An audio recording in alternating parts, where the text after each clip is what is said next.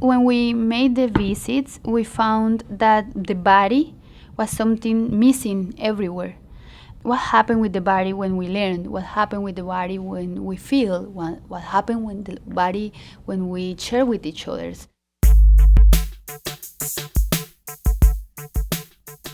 This is High Tech High Unboxed. I'm Alec Patton, and you just heard the voice of Stefanía Rodriguez Campo.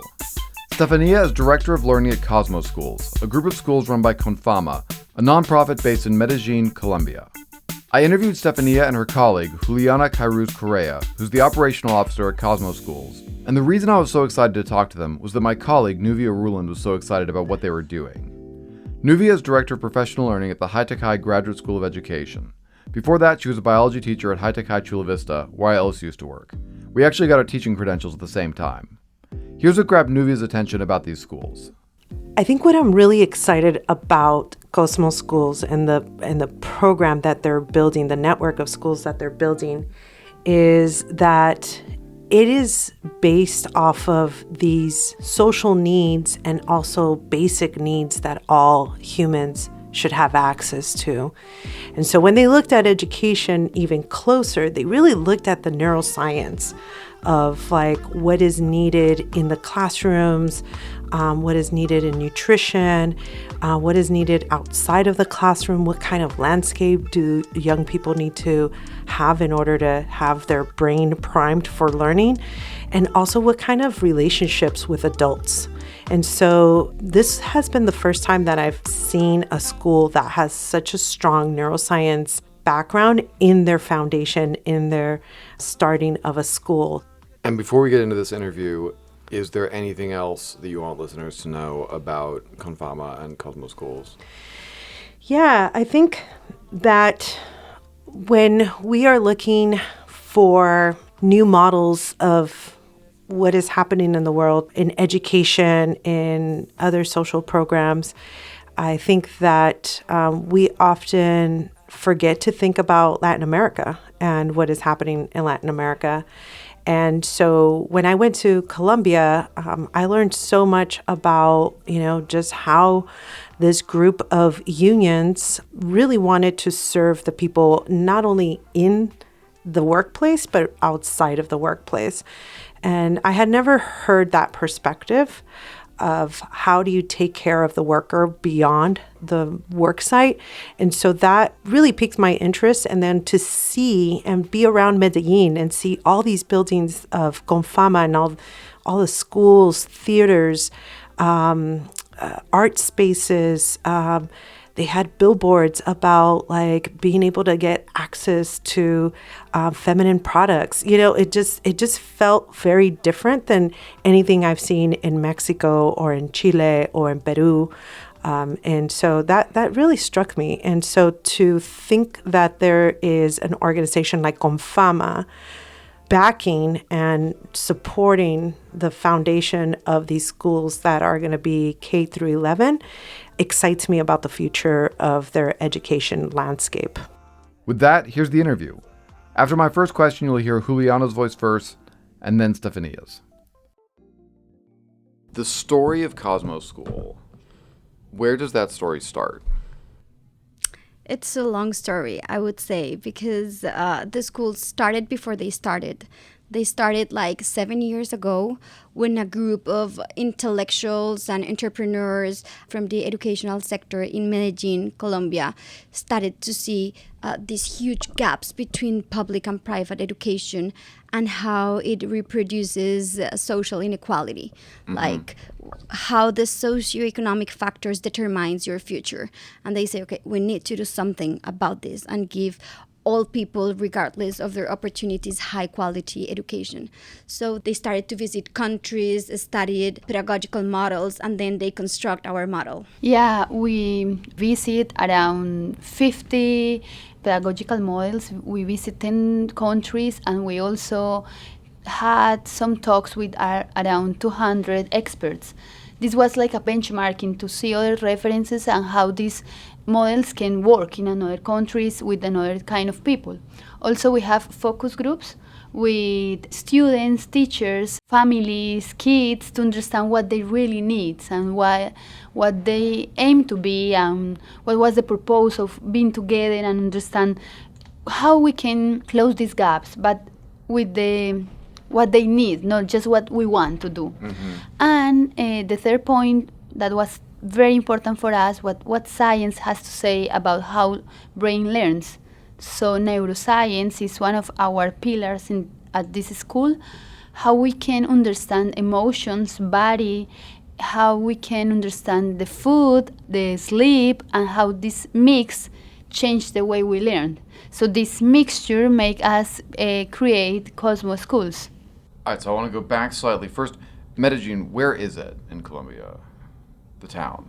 So it's up, I would say, up in the center of Colombia. I actually brought you like a little map.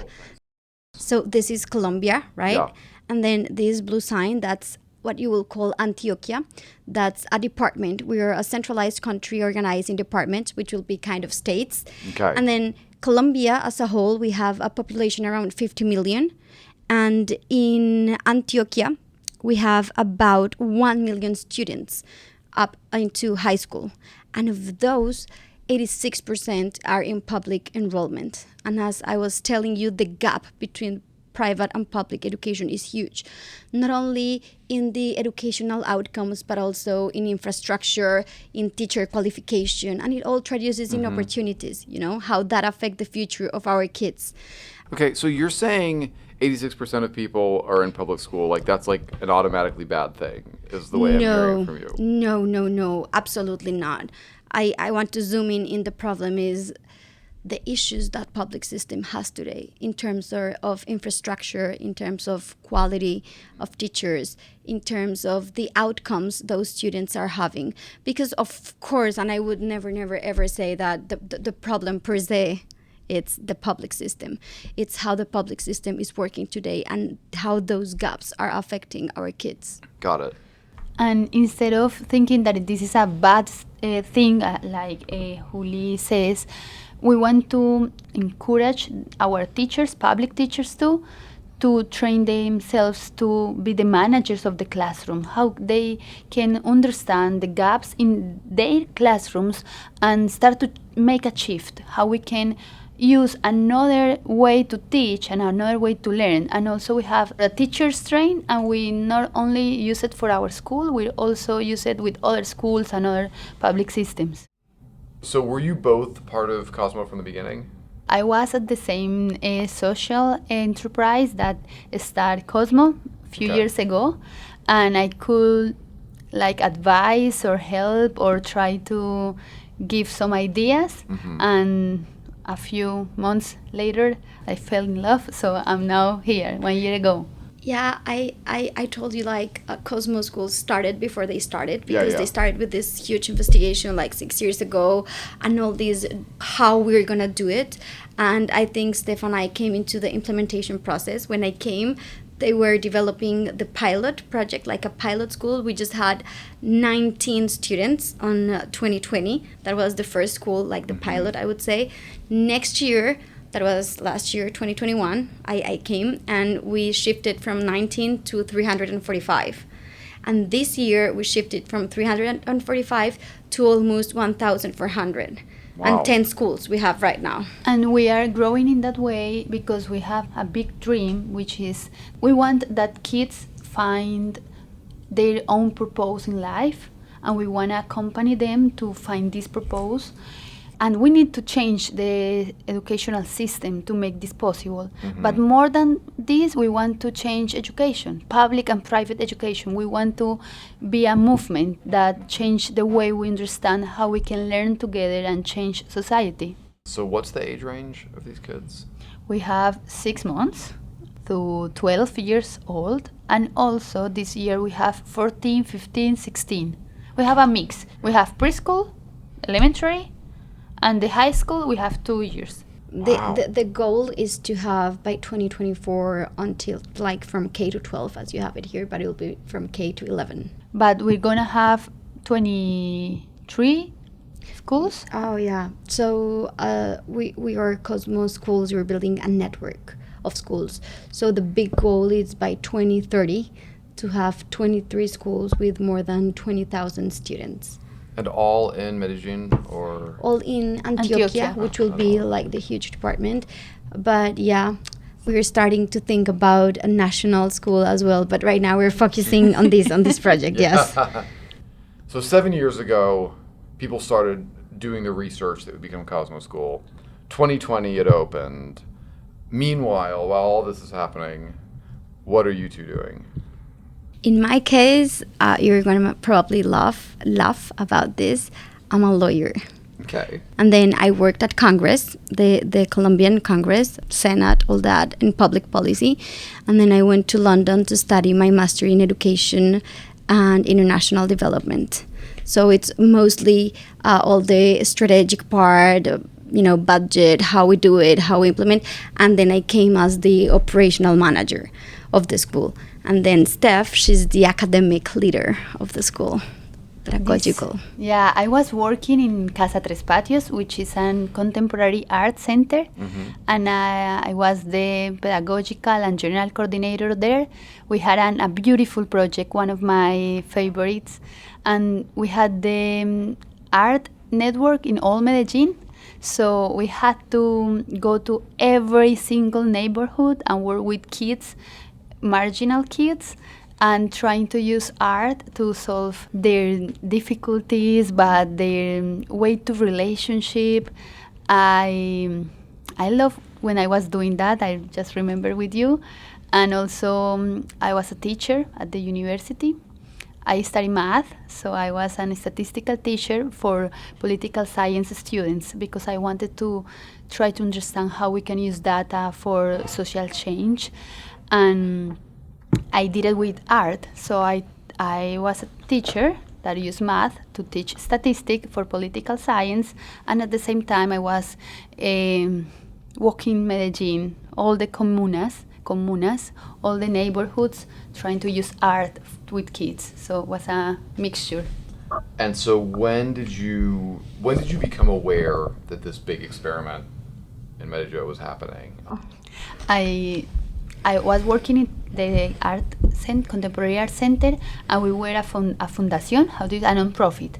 And in this non-profit, we had resources from Confama, because Confama is also a bridge, and it's also a platform for social and art and non-profits in Medellín.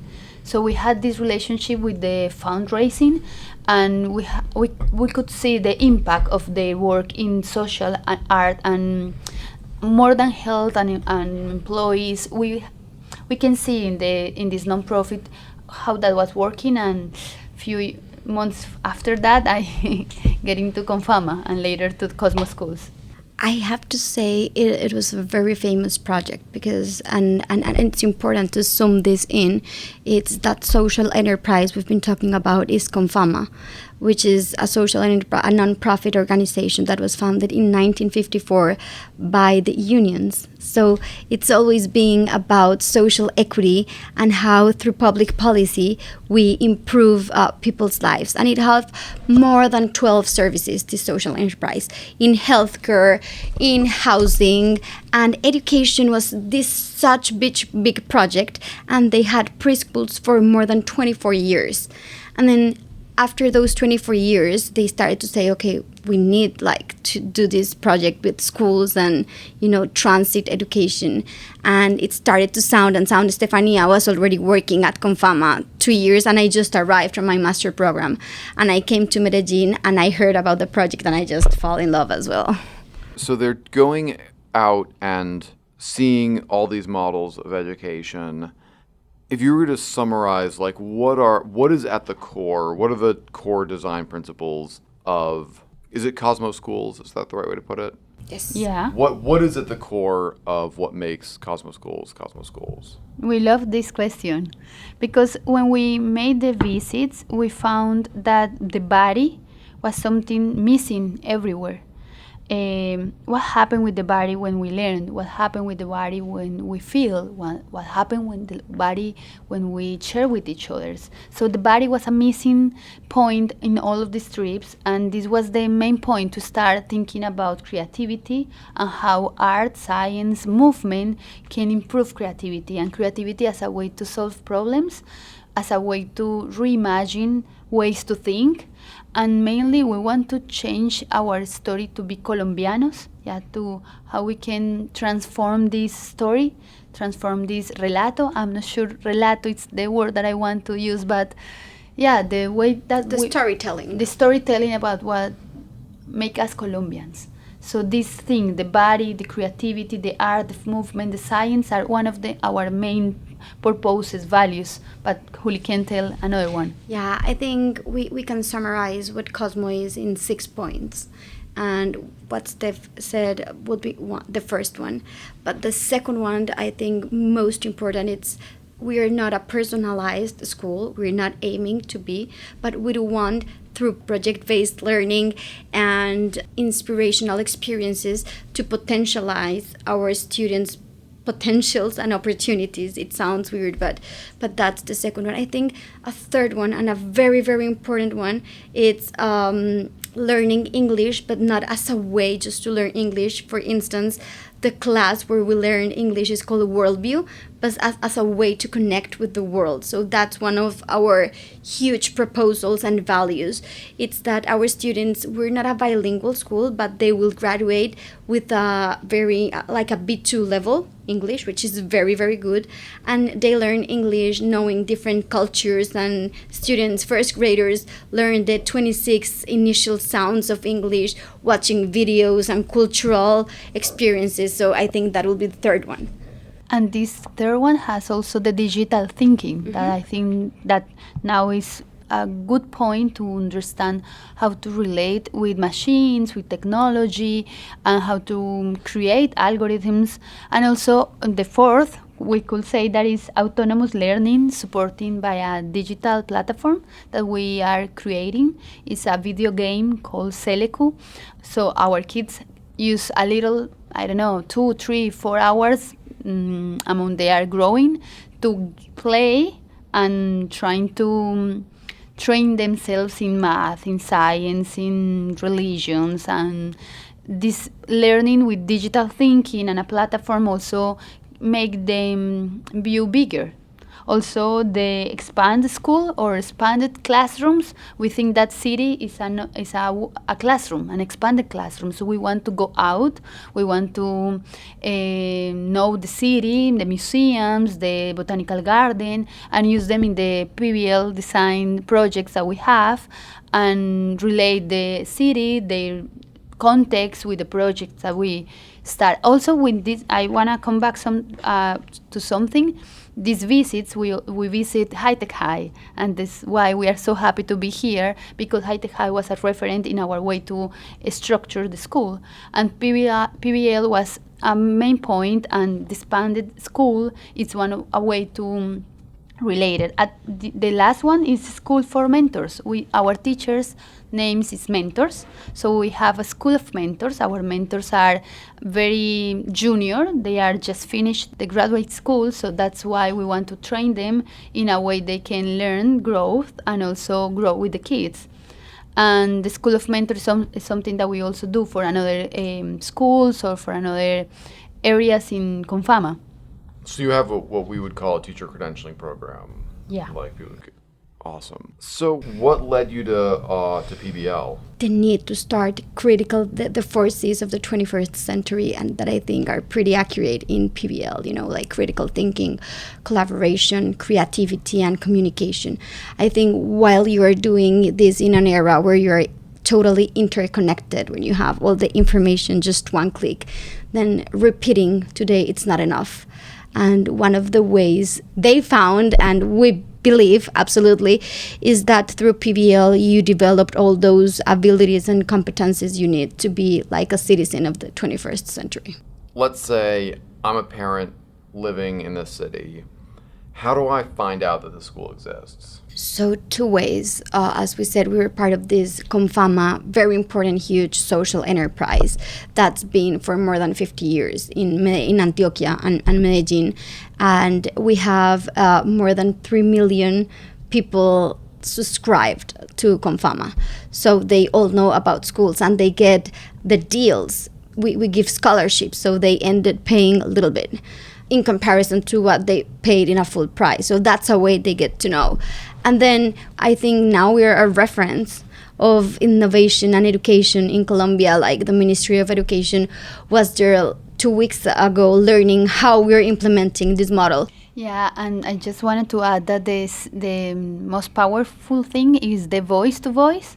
Our families are telling other families that this is happening. So I think that this is a pretty nice way to know that we are around. It's worth mentioning that 68%, that's my department, of families that came this year came as a reference of a family that was currently enrolled. So I think that's the most powerful message. It's that our ambassadors are people from our community.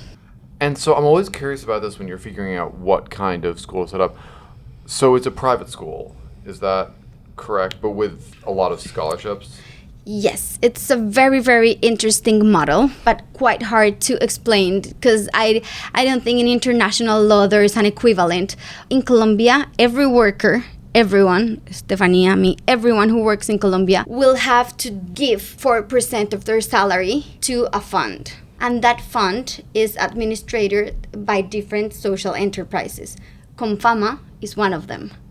So with these sources, we give scholarships and different services to other people. So it's basically an income tax that goes to social enterprises? Yes. Yeah. So how long has that existed, that 4% workers' payment to So a it fund? started as in like around 54 in 1954, Yeah. but it was not the 4%. Like it came increasing through the years. I believe it started like with 1%. Okay, so if something like Confama is being funded by effectively an income tax, why aren't they government, if you see what I mean? But we are a private organization that has it's technically not public funds, but it's administrated by social enterprises to be like, I would say, more effective. Yeah. Right. Okay. But it is like, but it's still like, yeah. As I told you, it's a really weird legal figure. That's so interesting. It's very like when you try to explain even to people in Latin America, there's no equivalent figure. It's weird. Yeah. We know.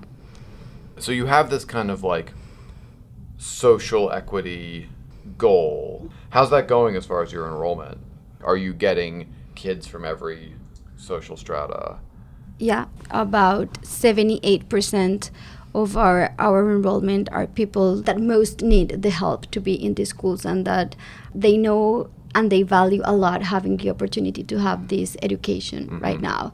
And I want to go back to what Steph said, that we, more than a school and just a place that you go and you send your kids, we are a movement trying to change and transform education in Colombia. And so kids will come and they will transform with this PBL and all this that we're doing, but also we have a school for families when we're speaking about the importance of neuroscience and sleeping and eating consciously. So all this mixture and having these conversations we're doing, like also with universities and experts about education and why do we need to change. We want to transform, not just a school, if you know what I mean, not just this and you send your kids, but all what's going around this movement. Yeah. What's something that's different that I might be surprised by going to this school that was informed by neuroscience? We made many decisions based on neuroscience. One of these ones was the infrastructure, the way how you gonna find the places.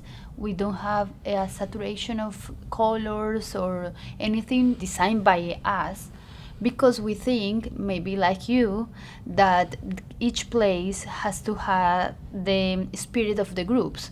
so they can change the walls.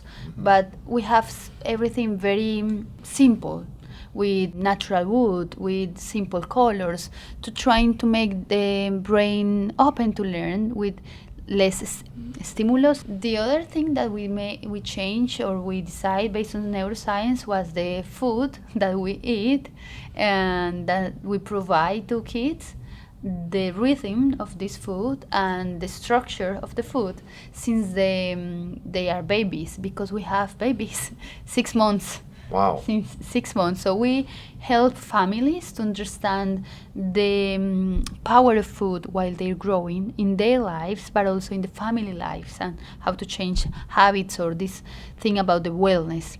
Other thing very important for us was we had like a 10% of neurodiversity at school. So our kids with neurodiversity can be together with our other kids, and we change our way to evaluate them in a diseño universal del aprendizaje, universal learning design. We start to change and to organize this. And I think that more than surprising is that we don't find this in other schools. And we put it in our schools and trying to understand this in this way. And another thing that I wanna highlight is the use of the emotions and the mindfulness connections to start the day. So we want to have like an energy rhythm. Start with very deep breath, understand that we arrive, try to connect with each others. We start in every single school, in every single classroom with a connection moment, to feel the moment, feel the other ones. After that, we have like a moment of high emotion, like a peak of wonder. We are very excited about what's going to happen in science, math, in whatever language, and we come back. So we try to have these rhythms to manage the energy, and I think that this helps us to learn better. How do teachers plan for that?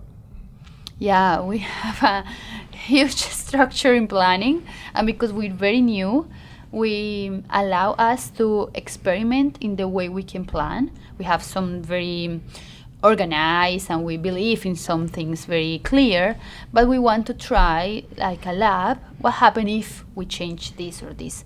So we use habilidades del pensamiento. How can I say this in English? Thinking abilities. So we plan to achieve this, more than to say that this is circle and this is a triangle. More than this, how can we promote these thinking abilities? So when we plan, we know where we're going, and we have like 3 methodological steps: activate, and we close with reflect and share. And the other way to plan is because we want to accompany our kids to find and go through their own paths. We need to listen to them, what they need and how they are learning, so we can change. So we have a plan, but we also change the plan while we are with the kids. But mainly we experiment and we leave the structure. I have one final question for you. I would love you to tell me about what I describe as a golden moment, like a moment that you go, oh, that was really special. When I think about what is really important to me about this work and this school, that moment comes to mind. Oh my God, I have it. So last year we were doing this, I would like the equivalent of an open day when you have families coming here, and I was giving, this speech like, if I have to summarize all what we've learned, and I will give these 6 premises of what we're doing with your kids and all that stuff, and then I'm done, families are gone, and then comes to me a mom who's crying, and she tells me, thank you and your boss and your organization, because my kid is neurodiverse and you accept him here. And I've been asking all around the city about special education for him, and I can't pay it. And I want him to have opportunities, and thank you, because this is the place for him. And she was crying, I was crying, and that week was just crazy, lots of work. And I said, this is why we do what we do.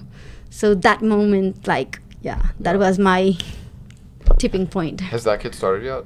Yeah. I saw him. He is at Perpetuo Socorro, one of our school. Yeah. How's he doing? Good. Yeah. That's awesome. A golden moment, as I said before, I think that I was born to be in education or to be a teacher, so I love to be teacher of teachers. This is what I most enjoy, and it's what I most dedicate my time.